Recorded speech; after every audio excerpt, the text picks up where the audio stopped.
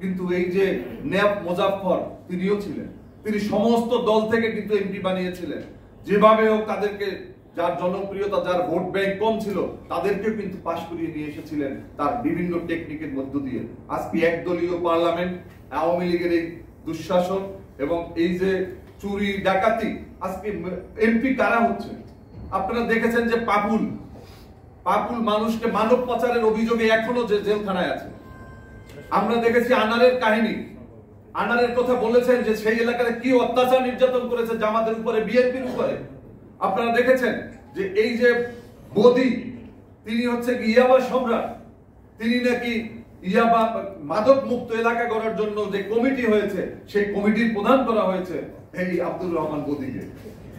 যার কারণে বাংলাদেশের এই যে বিনোদন, আজকে আওয়ামী লীগ একটা বিনোদন পার্টিতে পরিণত হয়েছে। আপনারা দেখেছেন যে এই ওবায়দুল কাদের, যিনি একটা কথা বলেছেন যে তলে তলে তলে, সাংবাদিকদের জিজ্ঞাসা করছেন যে আপনি তলে তলে বললেন কেন, বলছেন খায়। তার মানে আওয়ামী লীগ এখন মানুষ কি খায় এটাকে খুঁজে তারপরে কিন্তু বক্তব্য দেয়। এটা জনগণের বক্তব্য, বাস্তবতার সাথে তাদের সাথে কোনো মিল নাই। বাংলাদেশের সমস্ত ব্যাংকগুলোকে তারা শেষ করেছে। আপনারা দেখেছেন যে আওয়ামী লীগের আমলে যেই ব্যাংকগুলো তৈরি হয়েছে, যেই ব্যাংকগুলোর লাইসেন্স দিয়েছে, সেই ব্যাংকগুলো আজকে কিন্তু দেউলিয়া হয়ে গিয়েছে। শুধুমাত্র ওই ব্যাংক নয়, বা উপমহাদেশের সবচেয়ে যে জনপ্রিয় এবং সবচেয়ে যে ভালো ব্যাংক ছিল, ইসলামী ব্যাংক ছিল, সেই ইসলামী ব্যাংক আজকে তারা বিনিয়োগ করতে পারবে না, তাদের পরিবর্তন জারি করতে হচ্ছে। আজকে সেখানে দেখলাম যে কয়েকশো ভরি স্বর্ণ তা উধাও হয়ে গিয়েছে। বাংলাদেশ ব্যাংক আজকে রক্ষক আজ বক্ষকের ভূমিকায়। বাংলাদেশ ব্যাংক সমস্ত ব্যাংকগুলোকে নিয়ন্ত্রণ করবে, সেই বাংলাদেশ ব্যাংকেরই টাকা নেয়, সেই বাংলাদেশ ব্যাংকেরই স্বর্ণটাই ভল্ট থেকে হারিয়ে যাচ্ছে, আজকে কয়লা চলে যাচ্ছে। যার কারণে এই সমস্ত জায়গাগুলোর জায়গা হচ্ছে একটা।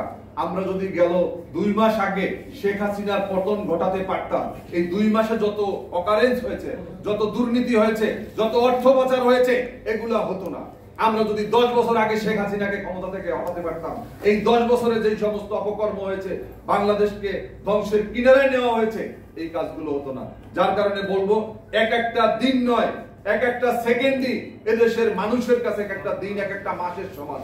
যার কারণে এদেশের মানুষ প্রত্যাশা করছে, আজকে এই মঞ্চে যারা বসা আছেন, আপনাদের দিকে বাংলাদেশের মানুষ বাঁচতে চায়, মুক্তি চায় এবং এই জুলুমের অবসান চায়। আপনারা যারা আজকে এই অনুষ্ঠানে এসেছেন, তাদের সবাইকে আন্তরিকভাবে শুভেচ্ছা এবং সালাম, এবং আপনাদের আগামী দিনে আপনাদেরকে আবারও পাবো এই প্রত্যাশা রেখে বাংলাদেশ লেবার পার্টির পক্ষ থেকে আপনাদের সবাইকে ধন্যবাদ জানাই। বাংলাদেশ জিন্দাবাদ, বাংলাদেশ লেবার পার্টি জিন্দাবাদ, প্রেসিডেন্ট জিন্দাবাদ।